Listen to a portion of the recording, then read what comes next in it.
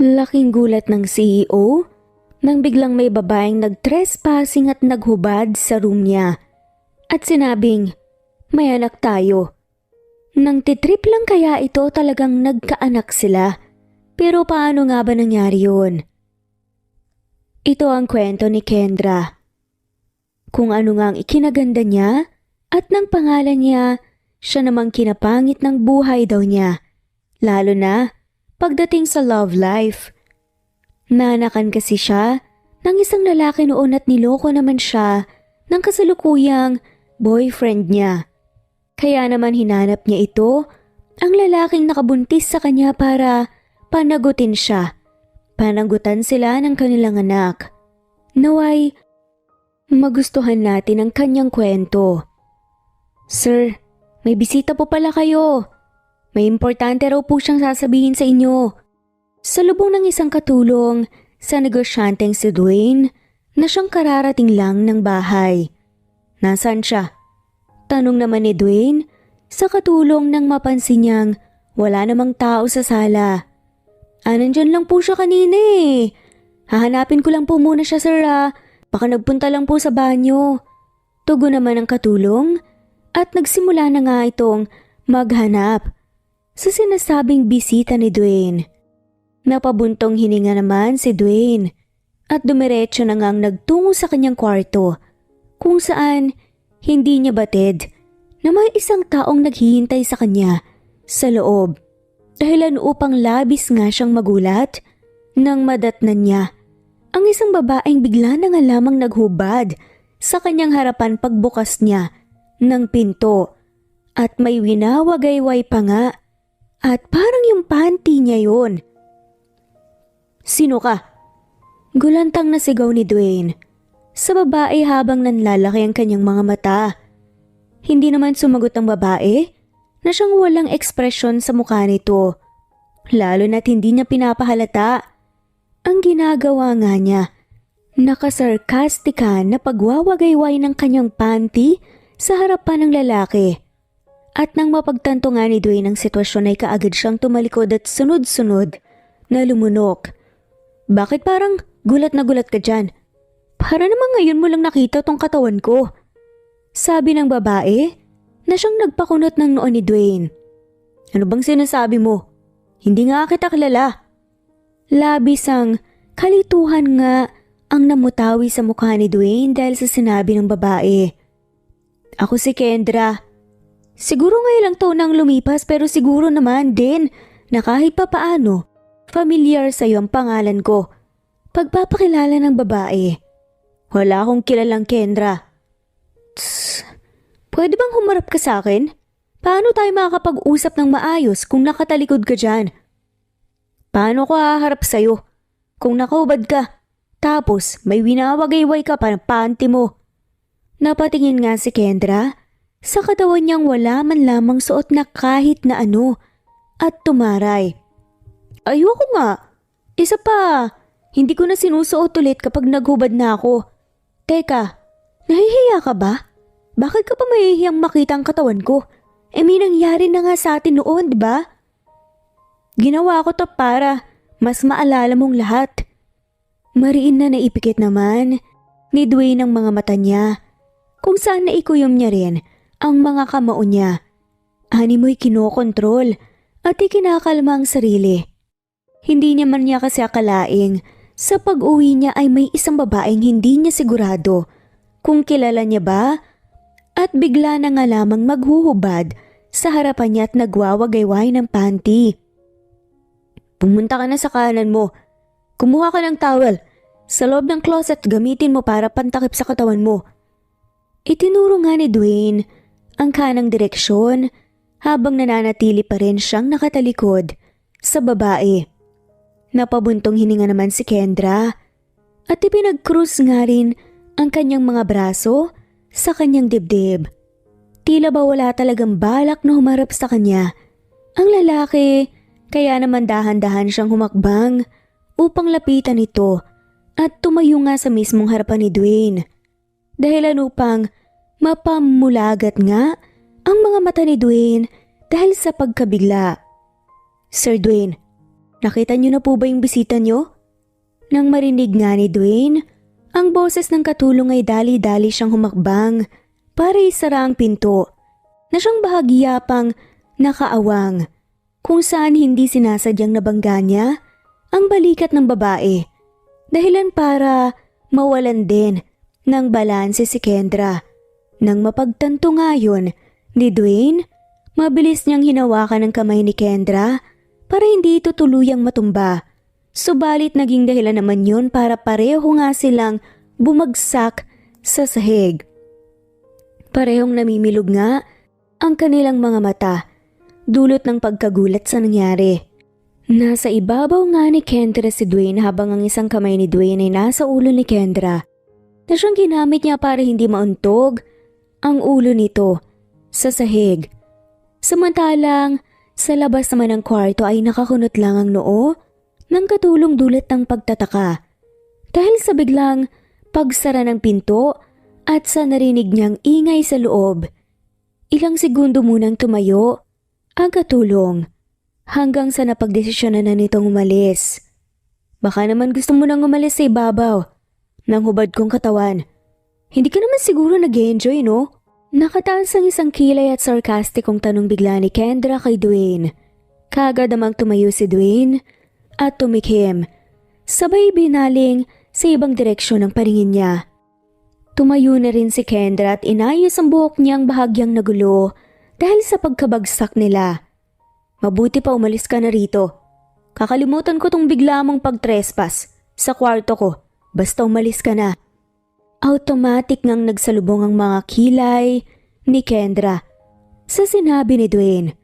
Ayoko nga. Hindi ako aalis dito hanggat hindi tayo nagkakausap ng masinsinan. Importante yung sasabihin ko, kaya hindi ako pwedeng basta na lamang umalis. Kaagad ngang tanggi ni Kendra. Kung gusto mong mag-usap tayo, magdamit ka muna. Mariin naman na saad nito. Nanatili lang naman na nakatayo si Kendra. Waring hindi sinunod ang sinabi ng lalaki. Dahil doon ay napahugot ng isang malalim na buntong hininga si Dwayne. Kusa na nga lang din ang kumilos ang mga paa niya patungo sa closet area para kunin ang tuwalya. Sapagkat alam niyang walang balak ang babae na gawin ito. Si Dwayne na nga rin ang nagkusang itakip ang tuwalya sa katawan ni Kendra habang ang mga mata niya ay nakapukol pa rin sa ibang direksyon at labis na nag-iingat na hindi niya nakita ang hubad na katawan ng babae. O ngayon, pwede na tayong mag-usap. May peking ngiti sa mga labi na sambit nga ni Dwayne kay Kendra nang matakpan na nga ng puting tuwalya ang katawan nito. Pinandilata na lamang ng mga mata ni Kendra ang lalaki at inayos nga ang tuwalya sa kanyang katawan. Inayos naman ni Dwayne ang black suit na suot niya bago siya naupo sa sofa. So, ano yung importanteng sasabihin mo? Bumagsak nga ang panga ni Dwayne nang tignan niya ang babae na ngayon ay patagilid na nakahiga sa kama niya kung saan nakapatong ang siko sa kama at ang ulo nito ay nasa kanyang kamao bilang suporta. Habang nakalitaw ang makikinis nitong hita kung titignan, para itong isang modelo na ngayon ay nagsushoot ng mga pose. Hindi ko alam kung maniniwala ka sa sasabihin ko pero wala kang choice kundi ang maniwala. Matapang na saad ni Kendra. Ibang klase ka rin no? Nagtrespassing ka na nga sa kwarto ko, biglang naghubad sa harapan ko. Tapos ngayon hihiga ka sa kama ko na parang pag-aari mo? Tanong ni Dwayne. Umiling-iling nga si Dwayne dahil labis siyang hindi makapaniwala sa babae. Sabay binaling sa ibang direksyon ang paningin at sunod-sunod na napalunok. Magiging akin din naman to. Automatic ngang nabalik ang tingin ni Dwayne kay Kendra dahil sa sinabi nito. Ano? Reaksyon nga ni Dwayne. Bumuntong hininga naman si Kendra. Hindi na nga ako magpapaligoy-ligoy pa. Nandito ko kasi gusto kong sabihin sa'yo na kailangan kita. Kailangan ka ng anak natin. Napakurap-kurap naman si Dwayne at inalog-alog ang kanyang ulo at sinabing, "Teka nga, pakiulit nga yung sinabi mo. Parang nagkaroon yata ako ng problema sa pandinig." Bumangon naman si Kendra at ipinagkrus nga niyang pareho ang kanyang mga braso sa kanyang dibdib at ang kanyang mga binti. Nang maupo na lang siya sa kama, napailing na lamang si Kendra. "Inaasahan ko nang hindi ka talaga maniniwala at magugulat ka kapag sinabi ko sa iyo ang tungkol sa anak natin. Kaya hayaan mo muna akong ipaliwanag sa iyo ang lahat. Una, kaya ako naghubad sa harapan mo kasi gusto kong ipaalala sa iyo yung nangyari sa atin 4 years ago. At iwinagayway ko ang panty na gamit ko dati. Nagkita tayo sa bar at nag-inuman nga tayong dalawa hanggang sa dinala mo ko sa isang hotel. Una akong nagising kaya iniwan na lang kita ron kasi para sa akin one night stand lang yung nangyari. Hindi ko naman nakalain na magbubunga pala yung nangyari sa atin. Hindi ko alam na hindi ka pala nagsuot ng kondom. Kung iniisip mo rin na baka hindi ikaw ang ama, 100% sure ako na anak mo ang anak ko. Kasi kahit ipa-DNA test mo pa, ikaw lang naman yung bukod tanging nakasiping ko noon eh. Kaya Mr. Dwayne, wala kang choice kundi paniwalaan at tanggapin na nagkaroon tayo ng anak." Nakawang nga ang bibig ni Dwayne na tila ba hirap itong iproseso ang lahat ng kanyang narinig. Ilang minuto nga ang lumipas bago sumeryoso ang mukha ni Dwayne. "Sabihin na nating totoo lahat ng sinabi mo. Pero bakit ngayon ka lang lumitaw at nagpakita sa akin para sabihin na nagkaroon tayo ng anak?" Tanong ni Dwayne. "Kasi hindi naman tayo magkakilala. Mukha at pangalan lang natin ang alam natin sa isa't isa. Tsaka nagkaroon din ako ng boyfriend. Tinanggap niya ako, pati na rin ang anak ko. Pinangakuan na hindi niya kami iiwan at lagi kaming aalagaan. Naging mabuti naman siya sa anak ko. Kaya hindi na ako nag-abala pang hanapin ka. Kasi naisip ko rin na baka may pamilya ka na. At ayoko namang makasira dahil alam kong parehong wala lang sa atin yung nangyari sa atin. Kaya lang niloko ako ng walang hiya eh. Hindi niya tinupad yung mga pangako niya sa amin. Lumalaki na yung anak ko bukod sa kailangan niya ng suporta. Kailangan niya rin ng ama. Kaya naman naisip kong hanapin ang tunay niyang ama. Nahirapan ako sa umpisa. Siyempre, kasi hindi naman kita kilala eh. At sakto nakita kita sa magazine. Isa ka palang negosyante. Kaya hindi na ako nagdalawang isip pa na hanapin at puntahan ka. Kaya nandito ako ngayon sa harapan mo." Sumeryoso nga rin ang reaksyon ni Kendra matapos niyang ipaliwanag ang lahat. "So sinasabi mong kaya mo na isipang hanapin ako kasi iniwan at niloko ka ng boyfriend mo, ganun ba? Pinapalabas mo bang option lang ako?" Saad ni Dwayne sa kanya. Naningkit naman ang mga mata na nakatingin si Dwayne sa babae. "Hindi naman siguro issue yun, di ba? Isa pa, kung kaya ko lang napalakihin na talaga ng anak natin ng mag-isa, hindi na sana kita hinanap pa. Kaso kailangan kanya. Hindi naman ako papayag na wala kang gagampanan sa buhay ng anak natin kasi anak mo rin siya. Siya lang ang iniisip ko at hindi ang sarili ko." Napasandal naman si Dwayne sa sofa at napatingala sa kisame. "Kaya nga wala akong balak na mag-asawa kasi ayokong magkaroon ng anak." Bulong nga ni Dwayne, subalit abot pa rin yun sa pandinig ni Kendra. "Eh di sana gumamit ka ng protection nun. Hindi naman sa sinasabi ko na nagsisisi ako na dumating ang anak ko kasi blessing siya para sa akin. Pero hindi ko naman kasalanan na nagkaroon tayo ng anak eh. Kasi una sa lahat, ikaw ang nagdala sa akin sa hotel at hindi ka man lang gumamit ng proteksyon. Kung tutuusin ayoko rin naman sana nung una kasi hindi pa ako handa. Pero wala akong choice. Pero sinasabi ko sa iyo ngayon na blessing ang anak natin." Katwiran naman ni Kendra. Dahilan para matahimik nga si Dwayne. "Bukas na bukas din, isasama ko ang anak ko rito at dito na kami titira. Palaban na saad nito." Nakataas ang isang kilay na tinignan nga ni Dwayne si Kendra.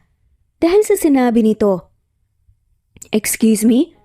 Saan mo ba kinukuha yung lakas ng loob mo para magdesisyon ha? Na wala man lamang akong desisyon. Anong sinasabi mo? Bakit hindi ka pa rin ba naniniwala na may anak tayo? Ano na lang ang mararamdaman ng anak natin kapag nalaman niyang ayaw siyang tanggapin ng sarili niyang ama? Anong nagbibigay lakas loob sa akin? Yung anak natin. Siya ang iniisip ko. Hindi ko sinasabing hindi ako naniniwala o hindi ko siya tatanggapin. Hindi ko tatakasan ang responsibilidad ko bilang ama. Pero hindi naman ibig sabihin nun kasama ka rin sa desisyon ko para sa bata. Kumunot naman ang noon ni Kendra. Anong ibig mong sabihin? Kahit alam na rin naman niya kung anong ibig sabihin ng lalaki. Tumayo naman si Dwayne mula sa pagkakaupo sa sofa at bahagyang lumapit kay Kendra. Pwede namang tumira dito yung anak ko, pero hindi ibig sabihin na titira ka rin dito sa bahay dahil bukod sa hindi naman tayo mag-asawa, wala naman tayong kahit anong relasyon. Inappropriate kung magsasama tayo sa isang bahay. Baka nakakalimutan mo akong nanay. Alam ko naman na wala akong karapatan, pero siya lang din ang iniisip ko. Sa tingin mo ba, hindi siya mahihirapan pag iniwan ko siya? Ako ang nag-alaga sa kanya sa loob ng 4 na taon tapos ganito ang gagawin mo? Hindi naman ata tama yun. Siya din ang mahihirapan. Hindi ako papayag. Kung nasa ng anak ko, dapat nandun din ako. Protesta nga ni Kendra. Nagpamewang naman si Dwayne at napabuntong hininga. Tumayo naman si Kendra at lumapit kay Dwayne, kaya ngayon nagkatapat na silang dalawa. Alam mo Dwayne, wala akong choice kundi ang tanggapin ang kapalaran mong to. Sa ayaw mo man o sa gusto, parte na rin ako ng buhay mo. Dahil ako lang naman ang nanay ng anak mo. At bukas na bukas din lilipat na kami ng anak mo rito sa bahay mo. Ngumiti naman ng peke si Kendra at inayos pa ang kwelyo ng polo ni Dwayne na tila ba mag-asawa silang dalawa. Sunod namang ginawa ni Kendra ay hinawakan ng pisngi ng lalaki. Dahilan kaya sumunod ang naging paglunok ni Dwayne at namula nga ng husto ang mukha nito. Gusto mang ibaling ni Dwayne ang mga mata niya sa ibang direksyon, hindi niya magawa dahil para bang hinihigop siya ng mga mata ni Kendra. Ngayon ko lang na-realize na gwapo ka pala talaga. Hindi ko kasi masyadong matitigan ang mukha mo noong nagkita tayo 4 years ago. Hindi ko kamukha ang anak natin, pero hindi na ako nagtataka na gwapo siya dahil gwapo rin pala talaga ang ama niya. Ha? Teka, bakit parang pulang-pula ang mukha mo? Kaagad namang hinawakan ni Dwayne ang kamay ni Kendra upang tanggalin ito sa pisngi niya at nag-iwas ng tingin. O siya, alis na ako.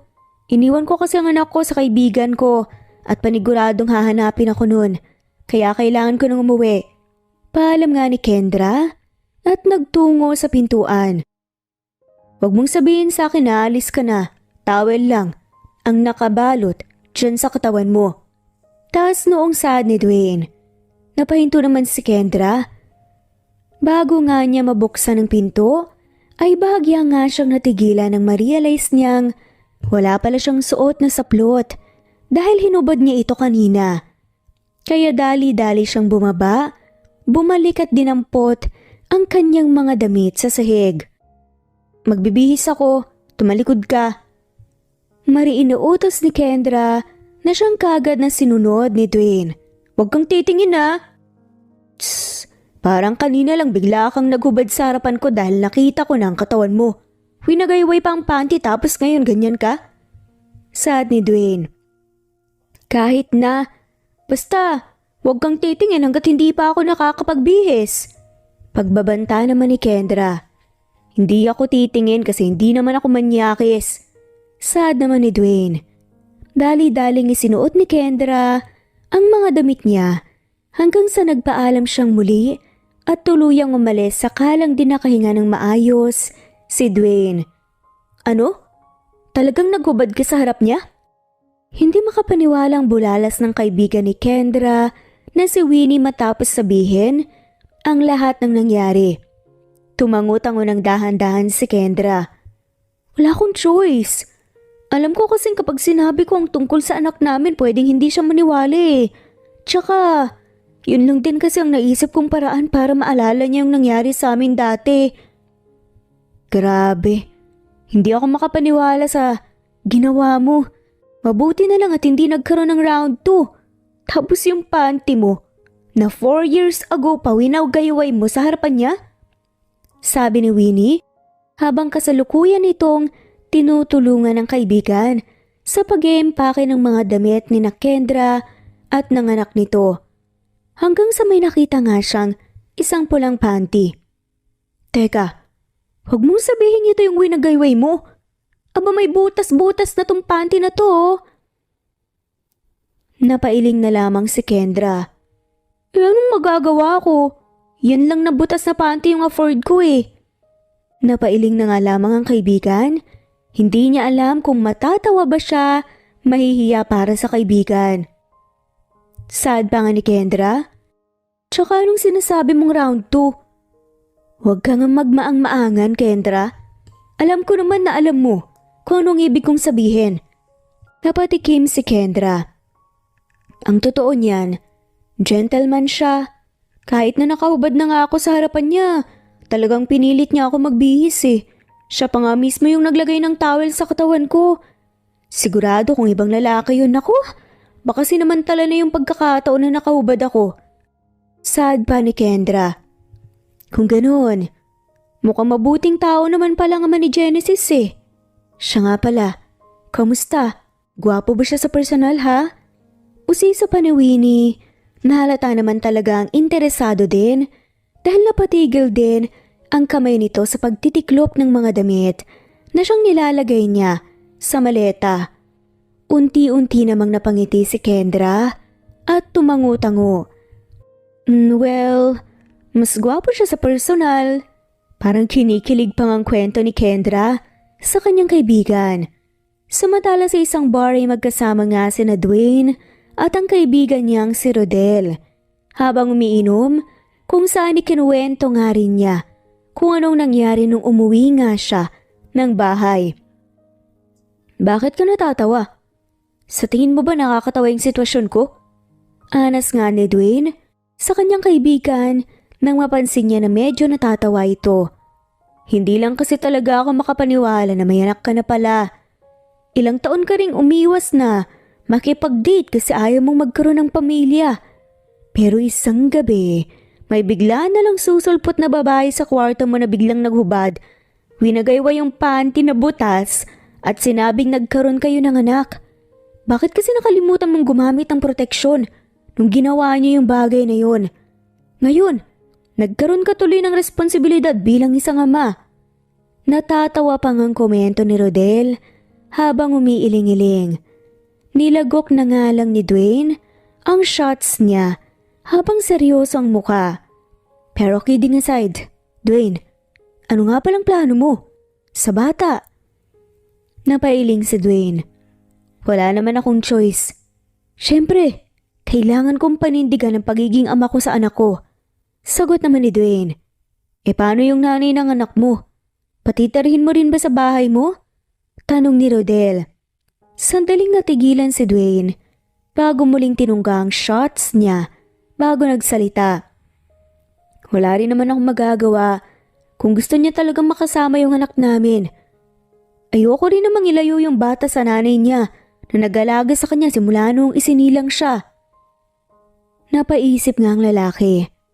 Kinabukasan nga nagtungo nga sa Kendra kasama ang anak niyang si Genesis sa bahay ng ama nitong si Dwayne. Mama, dito na po ba tayo titira? Tanong nga ng batang si Genesis sa kanyang hinahabang dala nito ang maliit na maleta. Nakangiting tumango naman si Kendra. Oo anak, dito ka natitira kasama ang tunay mong papa anak. Magpapakabait ka sa papa mo ha. Sa ngayon kasi, wala pa tayong ibang maasahan kundi ang papa mo lang eh. Kaya kailangan mong maging behave. Okay? Be a good boy. Tumango-tango naman ang batang si Genesis. Opo, Mama. Huwag ka pong mag-alala. Tatandaan ko po yan, magpapakabait po talaga ako. Napangiti naman si Kendra sa sagot ng kanyang anak at pumasok na nga sila sa loob ng bahay ni Dwayne.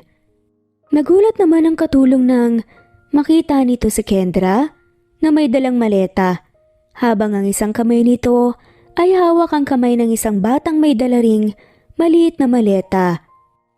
Magandang araw po. Ako po yung bisita ni Dwayne kagabi. Anak ko po pala si Genesis.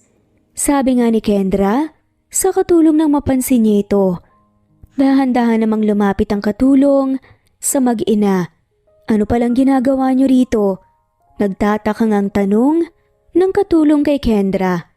Dito na po kami titira kasama po ang tunay kong papa. Sad ng batang si Genesis na sumagot dahilan para mapamulagat ang mga mata ng katulong. Nandito po ba si Dwayne? Tanong naman ni Kendra. Hindi kaagad nakasagot ang katulong dahil bakas pa rin ang reaksyon ng mukha nito ang pagkabigla sa sinabi ng anak ni Kendra na tila ba hindi makapaniwala na may anak ang kanyang amo. Excuse me po, pupuntahan lang po namin si Dwayne. Magalang na paalam nga ni Kendra sa katulong ng hindi nito sinagot ang tanong niya. Hindi na nagawang mapigilan pa ng katulong ang mag-ina dahil hanggang ngayon puno pa rin ito ng pagtataka. Nagtungo nga sina Kendra kasama ang anak niya sa kwarto ni Dwayne at noong nasa tapat na sila ng pinto, kumatok si Kendra. Hindi naman nagtagal ay bumukas ang pinto at bumungad sa kanila. Ang lalaking tila ba katatapos lang na maligo dahil sa basa nitong buhok. Napamulagat nga si Dwayne nang makita niya ang babae at dahan-dahan na bumaba ang tingin niya sa batang kasama nito. Genesis anak, siya ang tunay mong papa. May ngiti nga sa labing sabi ni Kendra sa kanyang anak. Papa! Excited na sigaw nga ng batang si Genesis nang kaagad itong lumapit kay Dwayne at yumakap sa binti nito na bahagyang ikinabigla ni Dwayne. Bahagya namang napaluhod si Dwayne upang makatapat niya ang kanyang anak. Genesis ang pangalan mo? Yan nga ang unang naging tanong ni Dwayne sa bata. Mabilis namang tumangutango ang bata at sumagot ng opo. Ngumiti naman si Dwayne. Sabi po sa akin ni Mama, kayo raw po ang tunay kong papa at dito na raw po kami titira kasama ninyo. Turan nga ng batang si Genesis. Sumulyap naman si Dwayne kay Kendra bago siya muling bumaling sa anak niya. Oo, ako nga ang papa mo at dito na kayo titira sa bahay ko simula ngayon. Yay! Sa wakas may papa na ulit ako.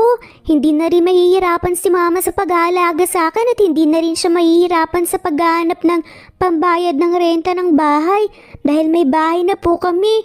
Salamat po, Papa!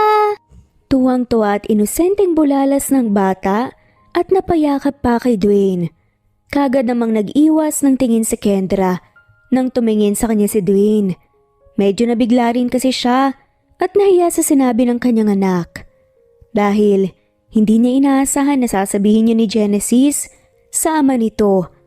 Tumayo naman si Dwayne matapos nga nilang magyakapan ng anak niya. Gusto mo bang makita ang magiging kwarto mo? Tanong nga ni Dwayne sa bata.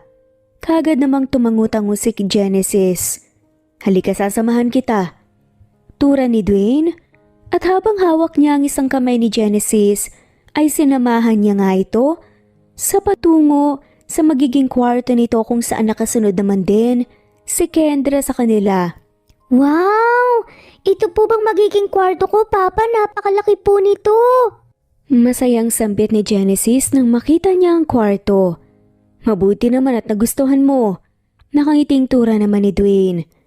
Maya-maya nga lang ay biglang pumasok ang katulong na siyang inutusan nga ni Dwayne na siyang mag-asikaso sa bata at ibigay ang lahat ng gusto nito bago siya bumalik sa kwarto niya. At nang isasara na nga ni Dwayne ang pinto ng kwarto niya ay bigla siyang napapitlag nang makita niyang nakasunod pala sa kanya si Kendra. Anong ginagawa mo rito? Oh, Bakit parang gulat na gulat ka pa rin makita ako? Hindi naman na ako nakahubad ah. Mukha akong multo sa paningin mo? Huwag kang ang sarcastic dyan. Ano ngang ginagawa mo rito sa kwarto ko? Ano pa nga bang ginagawa ko? Malamang, andito ako kasi dito na nga ako titira, di ba? Pinaayos ko na nga ang guest room para maging kwarto mo. Kaya bakit? Nandito ka pa sa kwarto ko. Ano? Guest room? Guest room ang kwarto ko? Ano ba sa tingin mo? Hindi pwede. Ayoko. Ang kwarto mo ay kwarto ko rin, okay?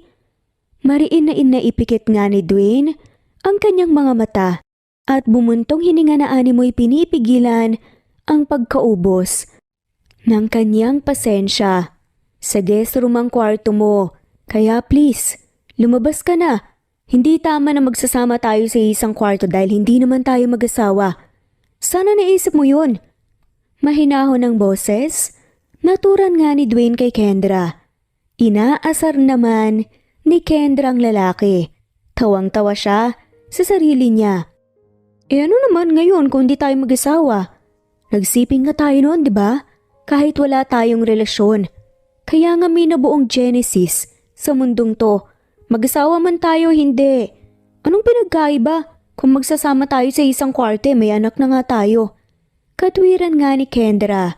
Natatawa na nga lamang siya sa loob-loob niya dahil sa pang-joke nga niya sa lalaki. At noong humakbang nga si Kendra para magpunta sa kama, biglang hinawakan ni Dwayne ang braso nito para pigilan. Namimilog ang mga matang. Napatingin naman si Kendra sa lalaki. Kendra, pinayagan na kitang tumira dito sa bahay kasama ang anak natin.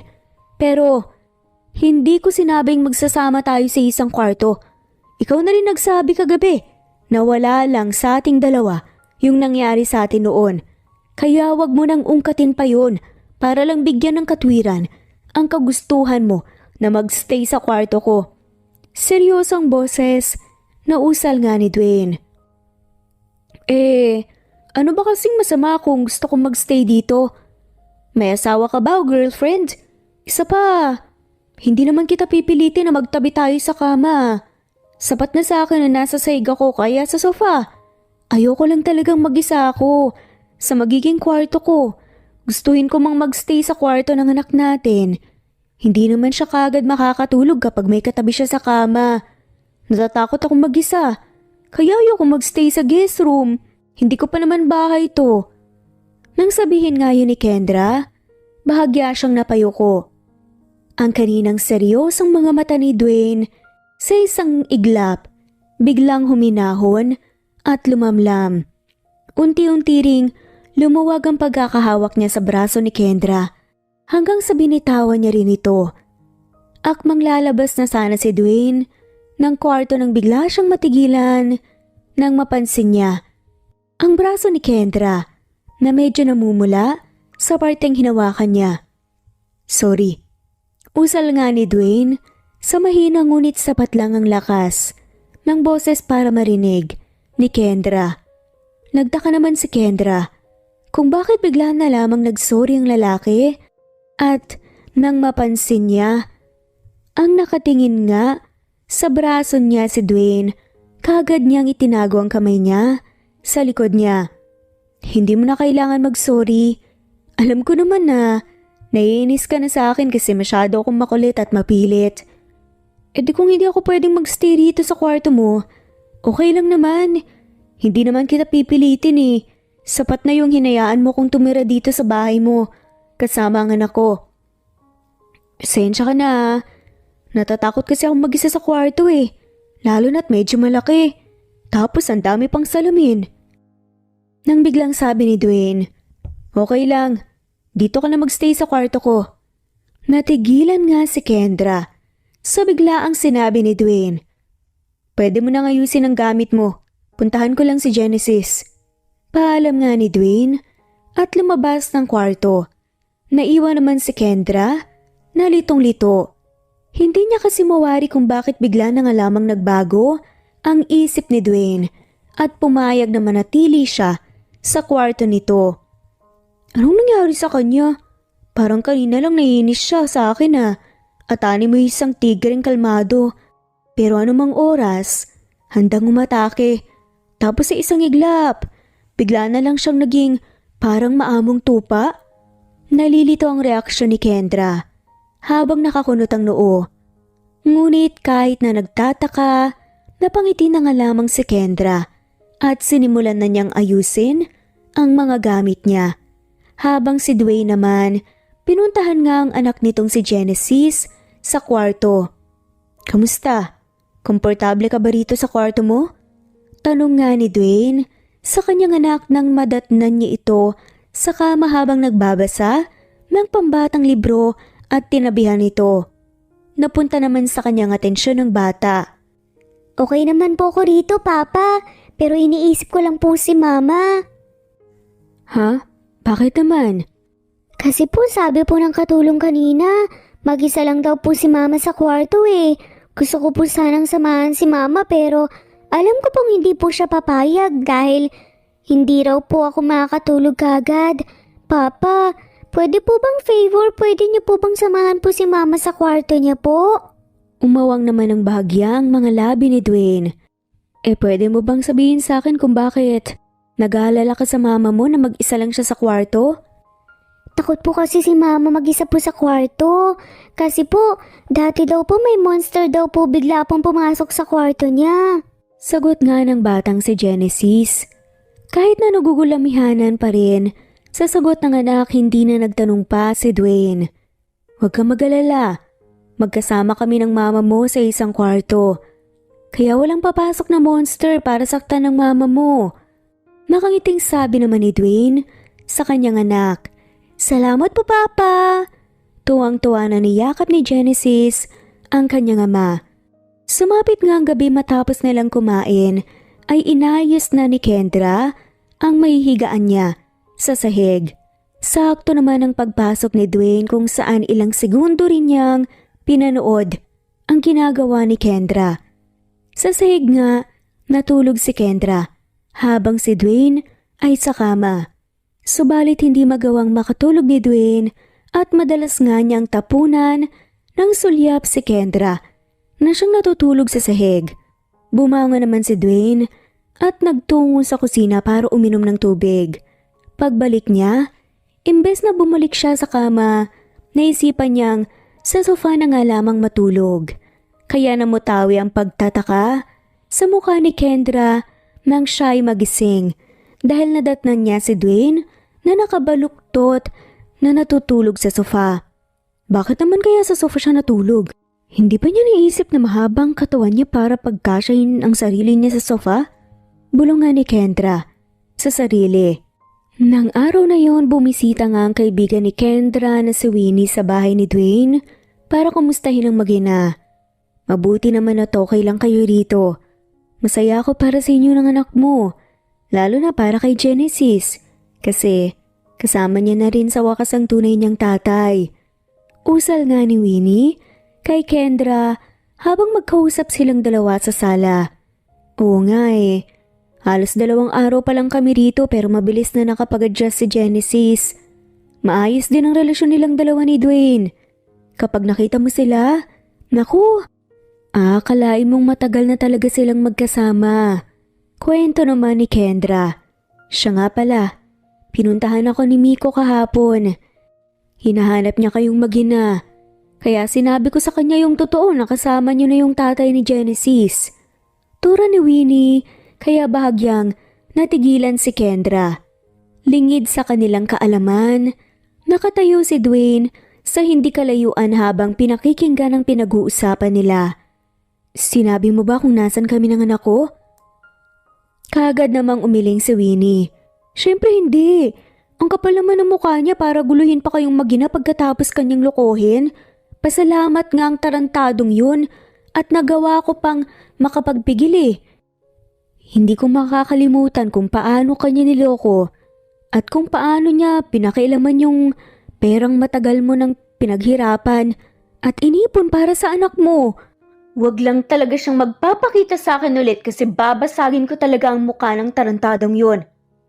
Hinawakan naman ni Kendra ang kamay ng kanyang kaibigan at sinabing, "Winnie, salamat ha. Kasi hindi mo sinabi sa kanya kung nasan kami. Ano ka ba? Hindi ko naman hahayaan na makalapit pang walang kwentang lalaking yun sa inyo, no? Lalo na ngayon na maayos ng buhay niyong mag-ina. Hindi pwedeng sirain naman ng lalaking yun ang buhay niyo. Siya nga pala, kamusta ka? Buti, nakayanan mong mag-isa sa kwarto. Kasi sigurado naman akong hiwalay ang kwarto mo at ni Genesis, 'di ba? Alam ko namang, takot na takot kang mag-isa sa kwarto. Huwag ka nang mag-alala sa akin. Ang totoo niyan, magkasama kami ni Dwayne sa kwarto niya. Nung una medyo nagalit pa nga siya eh. Pero hindi ko alam kung bakit bigla na nga lamang siyang pumayag. Teka lang, Winnie. Pag-aandaan lang kita ng merienda ha. Tumango naman si Winnie at naiwan na nga siyang mag-isang nakaupo sa sofa dahil sandali nga siyang iniwan ni Kendra para sana paghandaan siya ng merienda. Kinuha naman ni Dwayne ang pagkakataon na yun para lapitan ang kaibigan ni Kendra. Tumikim nga si Dwayne upang kunin ang atensyon ni Winnie at tagumpay naman siya dahil napatingin ito sa kanya. Ngunit bahagya pang natulala si Winnie habang medyo namimilog ang mga matang nakatitig kay Dwayne. Tila ba hindi ito makapaniwala na nasa harapan nito ang gwapong tatay ni Genesis. Hindi ko sinasadyang marinig yung pinag-uusapan niyo kanina. Curious lang kasi ako kung bakit pareho kayong nag-aalala ni Genesis na mag-isa si Kendra sa kwarto. Panimulang tanong nga ni Dwayne sa kaibigan ni Kendra. Ha? Ano kasi? Natigilan si Winnie na animoy nag-aalinlangan na sabihin kay Dwayne ang dahilan. Hindi naman kita pipilitin na sabihin sa akin kung bakit. Pero syempre, hindi ko lang talaga maiwasang ma-curious. Isa pa, dito na rin siya nakatira sa bahay ko. Kaya okay lang naman siguro na malaman ko ang ilang mga bagay patungkol sa ina ng anak ko, di ba? Napalunok nga si Winnie at umayos ng upo, sakay kinuwento ang lahat kay Dwayne. Nung bata pa kasi siya, tanging ang nanay niya lang ang naging kasama niya. Kalauna nagkaroon ng bagong asawa ang nanay niya at yun ang stepfather niya. Nung una maayos naman ang trato ng stepfather niya sa kanya. Pero minsan napapansin ni Kendra na parang hindi na normal ang mga tingin at paghawak nito sa kanya. Hanggang isang gabi, mag-isa lang si Kendra sa kwarto niya biglang pumasok ang stepfather niya at sinubukan siyang pagsamantalahan. Sakto namang dumating ang nanay niya para ipagtanggol siya at iligtas siya sa demonyo ng stepfather. Pero dahil din doon, nawala ang nanay ni Kendra kasi hindi sinasadyang napatay yun ng stepfather niya. Nakakulong na yung stepfather niya pero hindi pa rin nawawala ang takot niya hanggang ngayon na baka bigla itong bumalik. Naging trauma rin sa kanya ang pangyayaring yun. Isang araw nalaman ko na lang na buntis siya at hindi niya kilala kung sino ang ama kasi one night stand lang daw ang nangyari. Hanggang sa nagkaroon siya ng boyfriend at si Miko yun. Nangako sa kanya si Miko na habang buhay sila nitong aalagaan. Pero ang loko, iniwan at sinaktan din ng best friend ko na ang dami nang napagdaanan sa buhay. Ang totoo niyan, ako talaga ang pumili sa kanya na hanapin ka para kahit papaano matulungan mo siya sa pagpapalaki sa anak niyo. Sorry, napahaba yata yung kwento ko. Kaya gano'n na lang kadesperada niya na maipasok ang anak niya sa buhay mo. Hindi niya yun ginagawa para gamitin ka. Napailing-iling na nga lamang ang lalaki. Nabanggit mo rin kanina na bumalik yung ex niya para hanapin sila? Usisa pa nga ni Dwayne. Ah, yun ba? Oo, bumalik nga yung loko at hinanap silang mag-ina. Hindi ko alam kung ano na namang binabalak ng walang yang yun. Pero hanggat maaari, hindi ko nahahayaan na bumalik pa siya sa kaibigan ko. Wala siyang kwentang lalaki. Minahal siya ng totoo ng kaibigan ko Pero hindi pa rin siya nakontento at naghanap pa rin ng iba. Hindi man lang din siya naawa sa mag-ina kasi nilimas talaga niya lahat ng perang inipon ni Kendra para sana sa future ni Genesis. May bahid ng inis ngang kwento pa ni Winnie. Natahimik naman si Dwayne matapos niyang marinig ang mga sagot sa tanong niya mula sa kaibigan ni Kendra. Maya-maya lang din nagpaalam na siya at pinuntahan si Kendra sa kusina. O Dwayne, nandito kasi ang kaibigan ko Hahandaan ko lang sana siya ng merienda. Okay lang naman siguro kung minsan dadalaw rito ang kaibigan ko, di ba? Kumunot ang noon ni Kendra nang hindi man lamang umimik si Dwayne at nakatitig lang ito sa kanya na parang nangungusap ang mga mata. Ayos ka lang ba? May Naputol ngang sasabihin ni Kendra nang bigla na lamang siyang hilain ni Dwayne palapit para yakapin siya dahil upang mamilog ang mga mata niya sa pagkagulat. Napakurap-kurap na nga lamang si Kendra dahil hindi niya alam kung bakit bigla na lang siyang niyakap ni Dwayne. Labis man ang kaniyang pagtataka at pagkalito ay hinayaan lang niya ang lalaki sapagkat hindi niya rin magawang maigalaw ang katawan niya. Samantala biglang tumayo naman si Winnie para hanapin ang comfort room. Ngunit nagawi siya sa kusina kung saan napamulagat nga ang mga mata niya nang makita niya ang magkayakap na sina Dwayne at Kendra. Kaagad niya ang kinuhanan ng picture ang dalawa at malawak na napangiti. Hindi ko alam kung bakit nararamdaman ko to ngayon, pero bigla na lang gusto kitang protektahan. Biglang saad ni Dwayne at mas lalong humigpit ang pagkakayakap niya kay Kendra. Palihim ngang kinilig si Winnie nang marinig niya yon at malawak nga ngiti na nilisan ng bahay ni Dwayne. Dwayne, anong problema?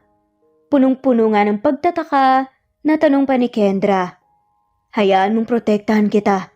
Hayaan mong protektahan ko kayo ng anak natin. Pangako, wala nang ibang mananakit pa sa'yo. Nang marinig nga iyon ni Kendra, ay bigla na lamang nagumapaw ang emosyon niya at hindi na nga niya napigilan ang pagpatak ng mga luha niya.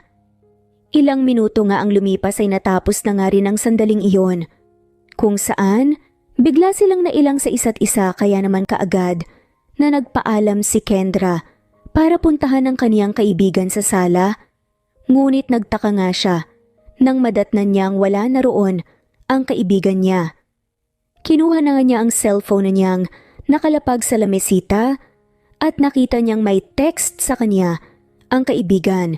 Sinabi nito sa text na umalis na ito dahil biglang nagkaroon ng emergency. Kinikilig naman na naglalakad palabas ng village si Winnie habang pinagmamasdan ng picture ni na Dwayne at Kendra na magkayakap sa cellphone niya. Nang biglang may bumusina sa kanya, kaya napapitlag siya sa gulat. Miss, may balak ka bang magpakamatay ha? Sigaw ni Rodel nang lumabas siya mula sa kotse niya para kumprontahin si Winnie. Bakit mo ba ako sinisigawan, ha? Hindi ako magpapakamatay dahil hindi pa ako nagkaroon ng boyfriend. Malay ko ba kasing may coaching palapit? Saka isa pa, napakalawak ng kalsada, bakit hindi ka nag-adjust? Balak mo sigurong patayin ako eh. Pabalik na sigaw pa nga ni Winnie sa lalaki. At ako pa talaga ngayon ang sinisisi mo. Ibang klase talaga kayong mga babae.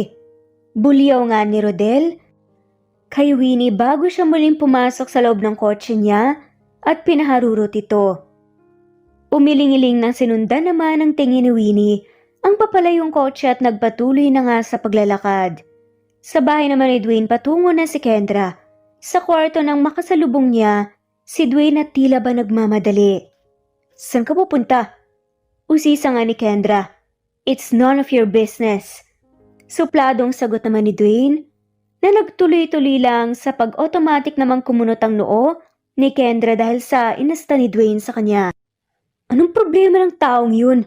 Parang kanina lang bigla niya akong niyakap at sinabing poprotektahan niya ako. Tapos ngayon, parang bigla na lang siyang nagibang tao. Sinungitan pa ako, may personality disorder ata yun eh. Takang-taka na reaksyon ni Kendra sa biglang pagbabago ni Dwayne. Paglabas ni Dwayne, ng bahay kagad siyang pumasok sa passenger seat ng kotse ni Rodel. Oh, bakit ganyan ang mukha mo? Takangusisa naman ni Rodel sa kaibigan nang mapansin niyang salubong ang mga kilay nito. Mamaya ako na ikukwento. Ikaw, bakit hindi may pintay ang mukha mo? Pabalik na tanong naman ni Dwayne. Kanina kasi may babae akong muntikan ng masagasaan. Sinabihan ko lang naman siya na balak niyang magpakamatay. Tapos siya pa itong nagalit. Kung bakit ko raw siya sinisigawan, siya rin naman daw itong sinisigaw-sigawan ako. Sinisi pa talaga ako. Inis ang boses na kwento ni Rodel. Nagtungo nga silang dalawa sa bar para mag-inom at doon ay kinuwento nga ni Dwayne ang nangyari bago siya umalis ng bahay. Ano? Bigla mo na lang siyang niyakap at sinabing gusto mo siyang protektahan? Dahil lang sa nalaman mo yung mga nangyari sa buhay niya? Hindi makapaniwalang reaksyon nga ni Rodel. Siguro, hindi ko rin talaga alam kung bakit bigla akong ginawa yun. Pero bago rin ako umalis, sinungitan ko siya.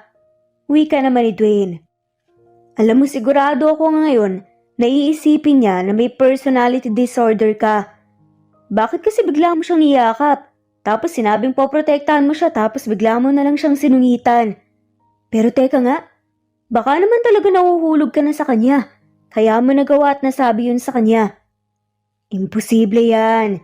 Halos 2 days pa lang naman kaming magkakilala. Kaya imposibleng magugustuhan ko siya kagad. Pagdadanay naman ni Dwayne at tinungga nga ang alak sa baso niya. Hindi kaya nung unang nakita mo siya dati, na love at first sight ka? Kaya nga may nangyari sa inyo eh. Kaso paggising mo, bigla na lang siyang nawala sa tabi mo. Love mo na siya noon pa. Kaya naman nawalan ka ng ganang mag-asawa at magkaroon ng pamilya dahil sa kanya. Kasi mahal mo na siya noon pa. Stop saying nonsense. Puno naman ni Dwayne sa kaibigan. Hindi mo tinatanggi kaya malamang totoo. Pang-aasar pa nga ni Rodel. Binatukan naman siya ni Dwayne na siyang ikinatawa lang niya at ipinagpatuloy nga nila ang pag-iinom. Nang umuwi nga si Dwayne sa bahay niya, ay sinilip niya muna ang anak niyang si Genesis at nang makita niyang mahimbing na itong natutulog ay nagtungo na siya sa kwarto niya kung saan nadatnan niyang natutulog na rin sa sahig si Kendra. Inayos naman niya ang pagkakakumot nito sa katawan nang mapansin niyang kalahating katawan nito ang hindi natatakpan ng kumot. Nang biglang matitigan niya ang mukha ni Kendra at unti-unti nga niyang inilalapit ang mukha niya, sakto namang pagdilat ng mga mata ni Kendra. Anong ginagawa mo? Tanong ni Kendra. Kaagad namang nag-iwas ng tingin si Dwayne. Naisip ko lang na mas magiging komportable ka kung sa kama ka matutulog. Ha? Eh ikaw, saan ka naman matutulog? Takang tanong ni Kendra. Dito sa sahig. Saad ni Dwayne. Hindi, ayoko. Kwarto mo to. Kaya ikaw dapat ang matulog sa kama. Muli ay hindi na nga lamang na ituloy ni Kendra ang sasabihin niya nang bigla na lamang siyang binuhat ni Dwayne para ihiga sa kama. Good night. Tipid na sambit naman ni Dwayne bago siya nahiga sa sahig kung saan nga natutulog si Kendra at siya naman ang natulog doon. Nagtataka man ay umayos na lang ng higa si Kendra at unti-unting napangiti. Isang umaga pareho nga silang nagising at sa pagdilat ng kanilang mga mata ay ang mukha ng isa't isa ang bumungad sa kanila, kaya naman pareho silang namilog ang mga mata dulot ng pagkagulat. Bigla ngang sumigaw si Kendra at pinagbabato ng unan si Dwayne na siyang bigla ring tumayo para salagin ang mga bato ni Kendra sa kaniya. Bakit tayo magkatabi ha? Sigaw nga ni Kendra. Malay ko, ang alam ko sa kama ka natutulog. Depensa naman ni Dwayne. Sa kama nga ako natulog, kaya bakit biglang nandito na ako sa sahig at magkatabi na tayo? Siguro binuhat mo ako pabalik para magkatabi tayo, no? Siguro may ginawa ka sa akin. Hoy, huwag kang mambintang. Huwag kang overreacting. Bakit ko naman gagawin yun? Ako na nga itong nagmagandang loob na sa kama ka patulugin para komportable ka. Tapos, ako pa tong pagbibintangan mo ng kung ano-ano?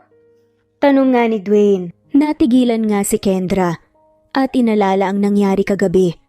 At nang maalala nga niya kung paano siya gumulong sa sahig mula sa kama, ay mabilis siyang nag-iwas ng tingin dahil sa kahihiyan at nagmadaling nagpunta ng banyo para maghilamos bago lumabas ng kwarto. Mama, nagugutom na po ako. Gusto ko po sana yung luto niyo po. Request nga ni Genesis sa kanyang ina habang nasa sala sila at nanonood ng TV. Sige anak, magluluto ako. Day off ng katulong ngayon kaya ako magluluto. Biglang sabat naman ni Dwayne nang sumulpot nga ito. Hindi mo ba narinig ang sinabi ng anak ko? Gusto niyang kainin yung luto ko, makikita mo masarap ako magluto. Sad pa nga ni Kendra. Hindi naman na nagawang makipagtalo pa ni Dwayne at hinintay na lang nila ni Genesis na matapos sa pagluluto si Kendra. Hindi naman nagtagal ay inihanda na rin ni Kendra ang pagkain nila. Tikman mo na anak, sigurado kung magugustuhan mo ang luto ni Mama. Nakangiting sabi ni Kendra sa kanyang anak at sinubuan niya ito. Ang nakangiting muka ni Kendra ay unti-unting napalitan ng pagtataka ng biglang kumusot ang mukha ni Genesis matapos nitong matikman ang pagkain. Anong problema nak? Hindi ba masarap? Takang tanong nga ni Kendra. Si Dwayne naman ang sunod na tumikim ng pagkain matapos nga niyang makita ang reaksyon ng anak nila. Ngunit wala pang ilang segundong nagtagal sa bibig niya, iniluwa na nga niya yon. Gaano karaming asin ba ang nilagay mo? Para umalat ng ganto ang luto mo ha?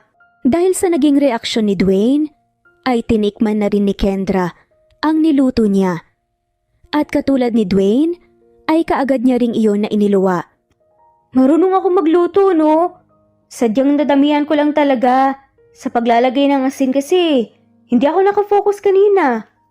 Pagdadahilan pa nga ni Kendra. Napailing-iling naman si Dwayne at tumayo. Siya na nga ang nagluto habang naghihintay naman ang mag-ina. At ilang minuto lang ay sa wakas nakakain na rin sila ng matinong pagkain. Anak, masarap ba? Konsulta nga ni Dwayne sa anak niya. Mabilis namang tumangutango si Genesis. Opo, masarap po, sobra! Napangiti naman si Dwayne at tumingin kay Kendra kung saan bigla na lang siyang pinandilatan nito. Ilang araw ang lumipas ay madalas na aso at pusa, sina Dwayne at Kendra, kung saan ang kanilang anak na si Genesis ang siyang kadalasan ding nagsisilbi nilang taga-awat o referee.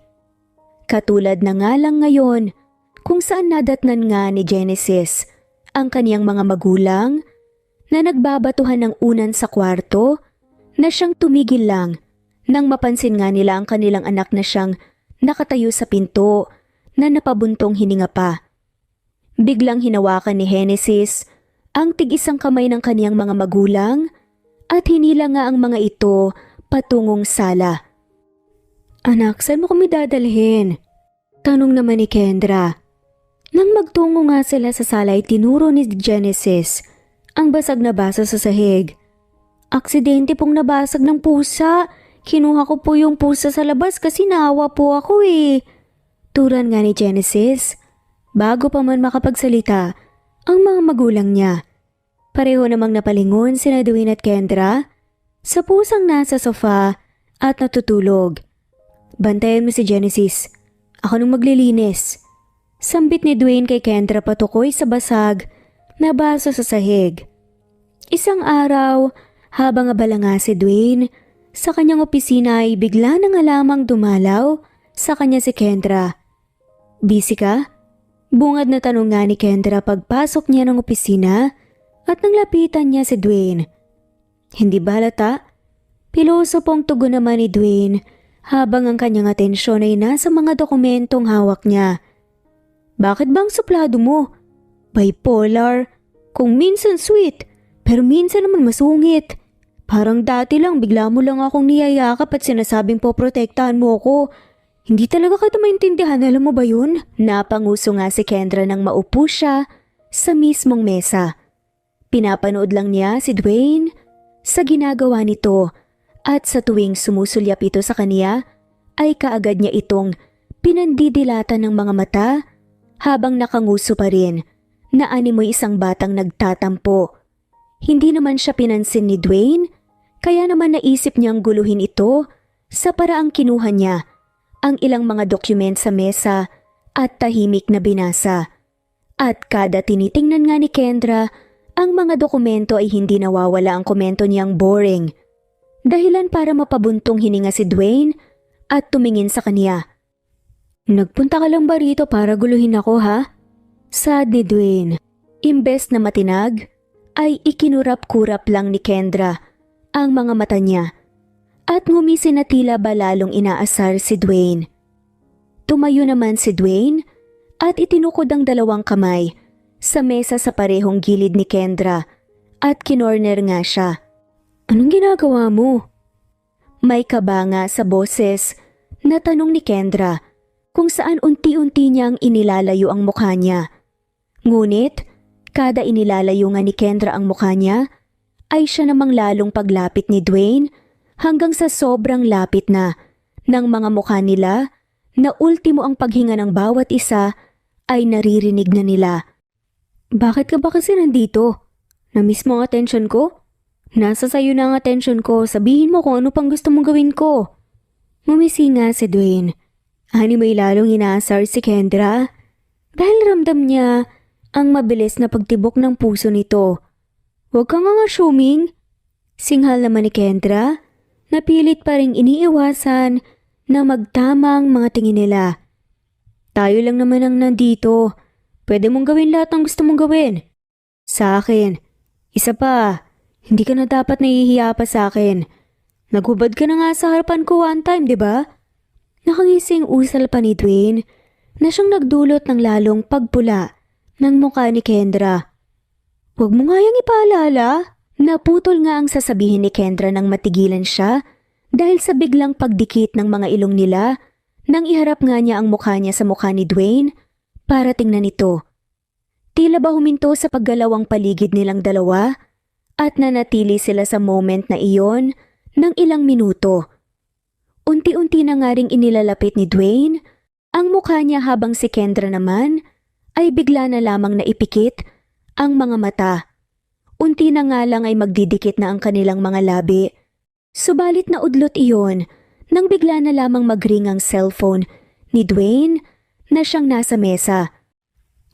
Punta ako dito para ipaalala sa'yo na malapit na yung birthday ni Genesis. Marahan na ngang itinulak palayo ni Kendra si Dwayne para makaalis siya mula sa pagkaka-corner nito sa kaniya. Mabilis niya pa munang sinulyapan ng lalaki bago niya tuluyang nilisan ang opisina ni Dwayne at umuwi ng bahay. Sinagot naman ni Dwayne ang tawag. Hello Rodel? Ang wrong timing mo naman. Lumipas nga ang ilang araw, sumapit na ang karawan ni Genesis. Anak, sigurado ka bang ganitong klaseng birthday lang ang gusto mo? Tanong nga ni Kendra sa anak niya habang tinutulungan niya ito sa pagbibihis. Tumangutango naman si Genesis. Opo, Mama. Kahit dito na lang po tayo sa bahay basta kasama ko po kayo ni Papa. Pati na rin po ang mga kaibigan niyo pong dalawa. O siya, halika na. Hinihintay na tayo ng papa mo. Sigurado rin ako na dumating na rin ang tita Winnie mo. Magkasama na ngang nagtungo sa garden, sina Kendra at ang kaniyang anak. Sa garden kasi, ginanap ang birthday party ni Genesis, kung saan sila-sila lang din ang naroroon. Hindi na kasi sila nag-imbita pa ng ibang tao sapagkat ayaw ni Genesis na maraming mga tao sa kaarawan niya. Happy birthday anak! May regalo ako para sa'yo pero nasa kwarto mo. Mamaya mo na tignan. Happy birthday! Bati nga ni Dwayne sa kanyang anak at kinarga ito. Thank you po, Papa! Hinalika naman ni Genesis ang pisngi ng kanyang ama. Happy birthday sa pinakamamahal naming Genesis! Masayang sigaw nga ni Winnie sa oras nga na nakaapak siya sa garden. Ibinaba naman ni Dwayne ang anak niya at tumakbo nga si Genesis palapit kay Winnie. Thank you po, Tito Winnie. Kasi nakapunta ka po ngayong birthday ko. Siyempre naman. Ikaw kaya ang nag-iisa naming Genesis. Siya nga pala, regalo ko sa'yo. Bigay nga ni Winnie. Rodel, buti naman nakarating ka. Bati naman ni Dwayne sa kaibigan na kadarating. Of course, hindi ako pwedeng mawala sa birthday ng anak mo. Tugon naman ni Rodel na siyang palapit na nga sa kinaroroonan ni Dwayne. Teka, bakit parang familiar sa akin ang boses na yun? Kunot ang noong bulong naman ni Winnie nang marinig nga niya ang boses ni Rodel. Dahil sa curiosity ay lumingon siya sa lalaking kararating lang dahilan upang parehong manlaki ang mga mata nilang dalawa. Ikaw? Sabay na bulalas nga nila Rodel at Winnie nang makita nila ang isa't isa. Magkakilala kayo? Tanong naman ni Dwayne sa kanila. Dwayne, siya yung kinuwento ko sa'yo. Noon namuntikan ko nung masagasaan at ako pa talagang sinisi. Hoy!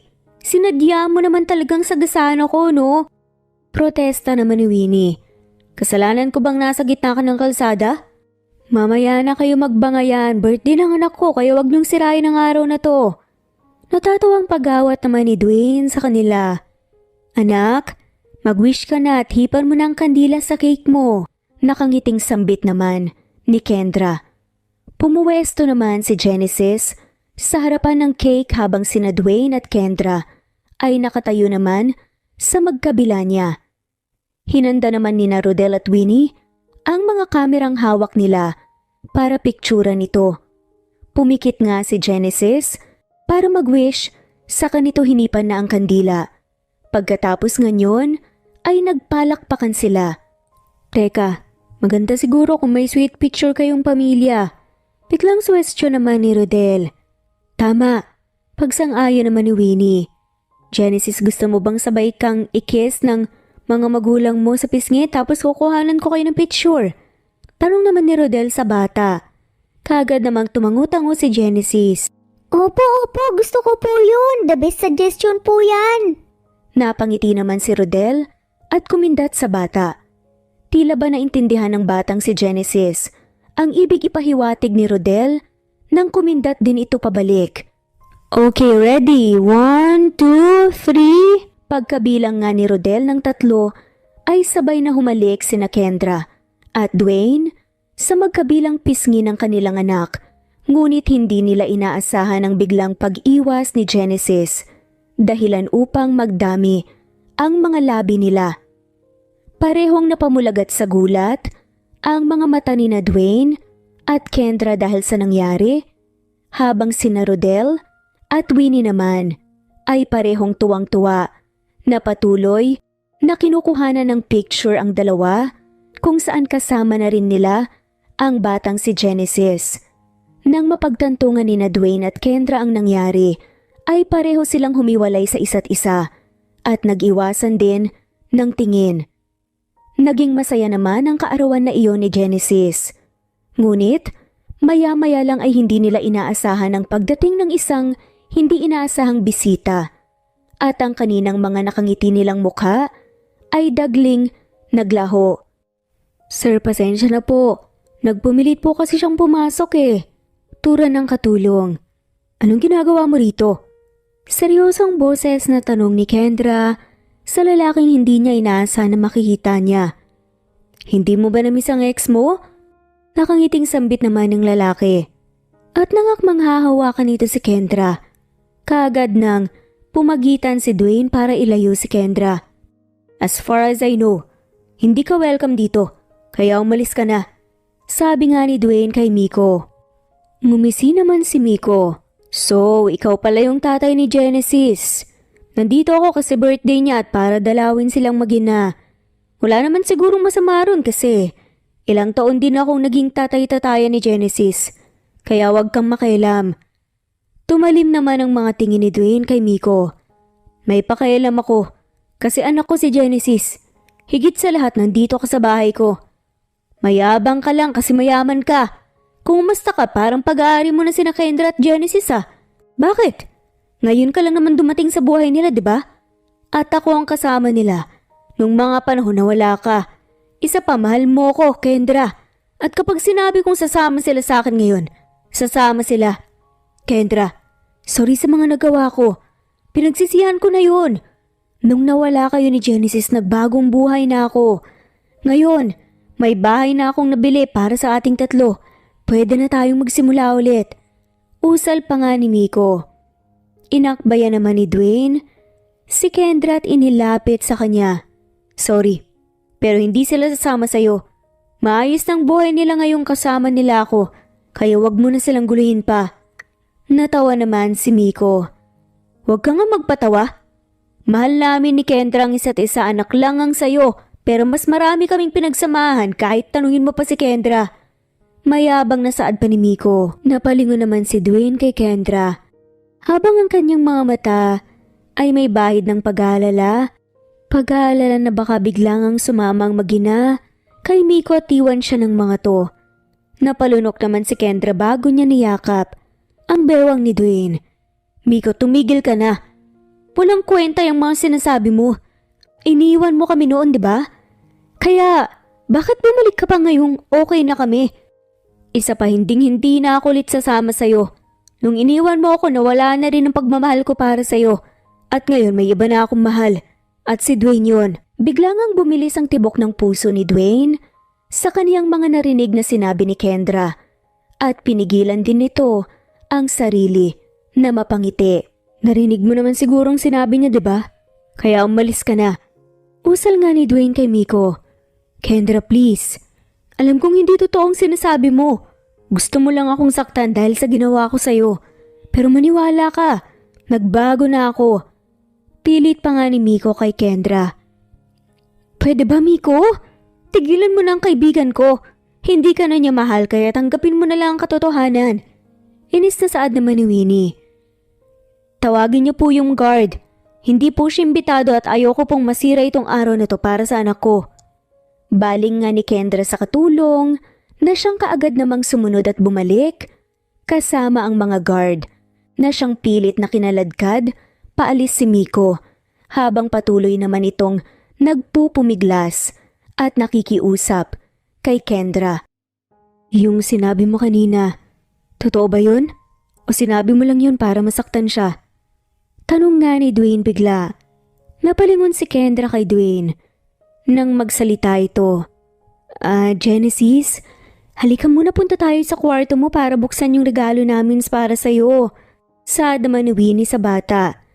Humiwalay nga si Kendra kay Dwayne at hinarap ito. Sa tingin mo ba, sinabi ko lang yun para lang masaktan ko siya? Isa pa hindi ko galing magsinungaling tungkol sa nararamdaman ko. Kaya kung ano man ang mga sinabi ko kanina, lahat ng yun totoo. Nasa iyo, kung iisipin mong totoo yun o hindi. Teka, nagko-confess ka ba sa akin? Tanong ni Dwayne. Yes, sabihin na nating nagko-confess ako sa'yo. Pero kung ire-reject mo lang din naman ako, kalimutan na lang natin ang sinabi kong yun. Okay lang naman sa akin eh. Akmang aalis na sana si Kendra nang biglang hilahin siya ni Dwayne at hinalikan sa mga labi. Sandaling nagulat pa nga si Kendra, ngunit kalaunan ay tinugunan niya rin ang halik ni Dwayne. Bakit mo ko hinalikan? Tanong nga ni Kendra nang naghiwalay nga ang mga labi nilang dalawa. Ibig sabihin nun, tinatanggap ko rin ang pagmamahal mo. Wala naman akong dahilan para i-reject ka eh. Tugon nga ni Dwayne at muling sinakop ang mga labi ni Kendra. Muling ang tinakpan ng mga palad ni Rodel ang mga mata ng batang si Genesis habang kilig na kilig nga sila ni Winnie kung saan nagtatago sila sa hindi kalayuan para pagmasdan sina Dwayne at Kendra. Ilang araw matapos ang kaarawan ni Genesis ay nagplano sila na mag-camping. At ngayon nga ay nasa camping site na sina Dwayne at Kendra kasama ang anak nilang si Genesis. Naitayo na rin nila ang kanilang tent at hinihintay na lamang nilang dumating ang mga kaibigan nilang sina Winnie at Rodel. Habang inihahanda nga ni Kendra ang mga pagkain nila, ay bigla na lang nagring ang cellphone ni Dwayne na siyang naiwan nito. Nagpunta kasi ito sa kotse kasama ang anak nilang si Genesis para kunin ang iba pa nilang mga gamit. At dahil wala nga si Dwayne at si Kendra na ang sumagot ng tawag na iyon. Hello Rodel, nasa na kayo ni Winnie? Nandito lang kami sa camping site, kanina pa namin kayo hinihintay. Sorry Kendra, pero mukhang hindi kami makakarating ni Winnie kasi may iba kaming lakad ngayon.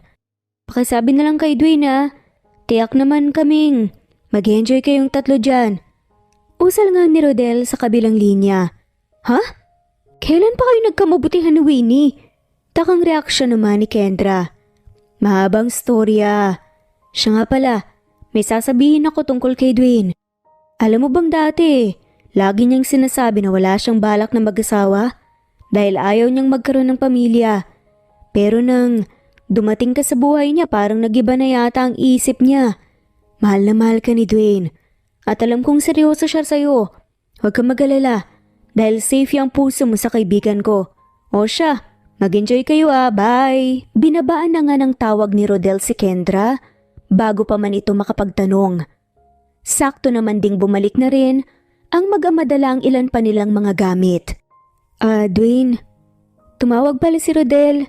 Hindi raw sila makakapunta ni Winnie dahil may iba raw silang lakad. Sad nga ni Kendra. Hayaan mo na, mas okay na rin yung wala sila rito. Matapos nga nilang kumain ng gabing iyon, ay umupo lamang sila sa telang inilatag nila at pinagmasdan ang mga bituin sa langit habang may bonfire sa kanilang harapan. Mama, Papa, inaantok na po ko. Maya-maya pa ay sabi ng batang si Genesis habang kinukusot-kusot nito ang mga mata na tila ba talagang inaantok na. Sinamahan naman ni Dwayne ang anak niya. Sa loob ng tent pagkatapos ay bumalik sa tabi ni Kendra. Kailan mo na-realize na mahal mo na pala ako? Biglang tanong ni Dwayne, dahilan para maagaw niya ang atensyon ni Kendra. Ikaw, kailan mo na-realize na mahal mo na pala ako? Pagbabalik nga ni Kendra nang tanong kay Dwayne. Mahinang natawa naman si Dwayne. Ako ang unang nagtanong, kaya ikaw dapat ang unang sumagot. Kung sasabihin ko sa iyong totoo, siguro na-realize kong mahal na kita nung palagi nang bumibilis ang kabog ng dibdib ko. Sa tuwing nakikita kita, ikaw, kailan mo na-realize na mahal mo na pala ako? Tanong nga pabalik ni Kendra. Hindi ko alam. Basta ang alam ko, mahal na mahal kita. Bahagyang namula naman ang mga pisngi ni Kendra. Sa narinig kaya muli niyang inangat ang paningin sa kalangitan at pinagmasdan ang mga bituin. Ang ganda ng bituin, pero mas maganda yung bituin na nasa loob ng bulsa mo. Kumunot nga ang noo ni Kendra nang magtaka siya sa sinabi ni Dwayne. Tiningnan niya si Dwayne at nakatingin lamang ito sa kaniya.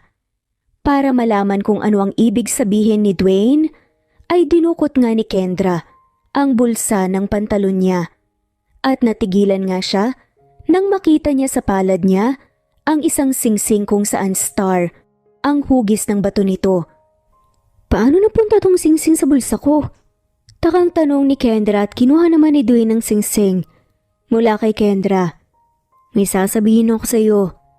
Actually, plinano talaga namin nila Rodel tong camping para makapag-propose ako sa iyo. Hindi ko alam kung paano ko ipapaliwanag sa iyo ang nararamdaman ko. Pero gusto ko lang tuluyan kang maging akin. Nang sa ganun, maprotektahan kita hindi lang bilang nanay ng anak natin, kundi bilang asawa ko rin. Iniluhod nga ni Dwayne ang isang paa niya habang hawak niya ang singsing. Kaya sa ilalim ng kalangitan na maraming mga bituin tinatanggap mo ba ang alok kong magpakasal tayong dalawa para maging isang kumpletong pamilya tayo ni Genesis? Napuno nga ng luha ang mga mata ni Kendra bago pa man siya sumagot ng oo. Isinuot nga ni Dwayne ang singsing sa daliri ni Kendra at sinakop ang mga labi nito. Makalipas nga, ang ilang linggo ay sumapit na ang araw ng kasal ni na Dwayne at Kendra. Napakaganda mo talaga. Puri nga ni Winnie sa kaibigan nang makita niya itong nakasuot ng gown at tapos na rin itong ma-makeupan. Salamat Winnie Salamat kasi nanatili kang kaibigan ko hanggang ngayon kakasal na ako. Sa hirap at sa ginhawa. Tura naman ni Kendra. Siyempre naman no. Ano ka ba? Huwag muna tayong magdrama ngayon dahil special tong araw na to para sa inyo ni Dwayne. Ngayong araw ay magiging mag-asawa na nga kayo, kaya huwag kang iiyak. Kasi sayang ang makeup. Pareho naman na nagtawanan sina Kendra at Winnie. Hanggang sa dumating na nga ang oras na kailangan ng maglakad ni Kendra sa pulang aisle upang puntahan nga ang kaniyang mapapangasawa na siyang naghihintay sa kaniya sa harapan ng altar. Habang naglalakad nga si Kendra, ay kay Dwayne lang nakatuon ang atensyon niya. Nais niyang maiyak, ngunit pinipigilan niya ang kaniyang sarili sapagkat ayaw niyang magkalat ang make-up niya. Isang hakbang palapit kay Dwayne ay inilahad nga nito ang kamay niya na siyang hinawakan naman ni Kendra at sabay nga silang nagtungo sa harap ng pari at nagpalitan nga sila ng pangako nila sa isa't isa bilang mag-asawa. "You may now kiss the bride." Nang i-anunsyo nga iyon ng pari, ay marahan na inalis ni Dwayne ang belo ni Kendra at walang pagdadalawang isip na inangkin ang mga labi ng kaniyang asawa. Ngayon nga ay oras na para ihagis ni Kendra ang bulaklak na hawak niya na siyang nasalo naman ng kaibigan niya na si Winnie.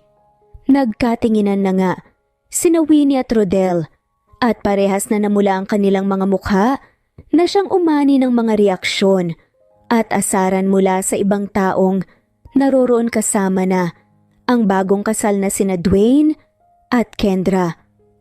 Hinalikan naman ni Dwayne ang noo ni Kendra. "Sapat ba kung sasabihin ko sa'yo na mahal kita?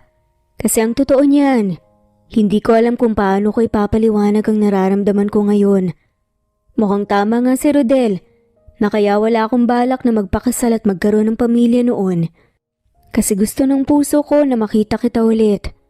Ngayon ko lang to sasabihin sa'yo pero mukhang naging pagmamay-ari mo na ang puso ko nung unang beses na nagkita tayo at may nangyari sa atin." Unti-unti ngang napangiti si Kendra nang marinig niya ang sinabi niyo ni Dwayne. "Kung ganun, hindi mo talaga ako nakalimutan simula nun? At sadyang naging in denial ka lang sa sarili mo?"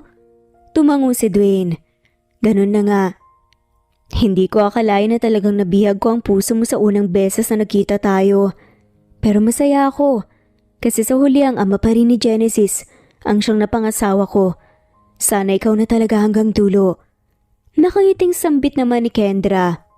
"Huwag kang mag-alala dahil sisiguraduhin kong ako at ikaw lang hanggang dulo dahil mahal na mahal kita at wala nang makakapantay pa doon." Ani nga ni Dwayne at ipinagdikit nga nila ang kanilang mga ilong. Nang muling halikan nga ni Dwayne ang mga labi ng kanyang asawa ay bigla na ngang paglapit nga sa kanila ng kanilang anak na si Genesis. Mama, Papa, sobrang saya ko po para sa'yo. Nakangiting wika ng batang si Genesis. Parehong napangiti naman ang mag-asawa. Subalit, tinakpan nga ni Dwayne ng mga palad niya ang mga mata ng kaniyang anak nang sa gayoon ay tuluyan niyang mahalikan ang kaniyang asawa at tagumpay na niyang nasakop muli ang mga labi ni Kendra. Kung minsan nga sinasabi ng iba na mapupunta ka muna sa maling tao bago ka mapunta sa tamang tao at nararapat para sa iyo.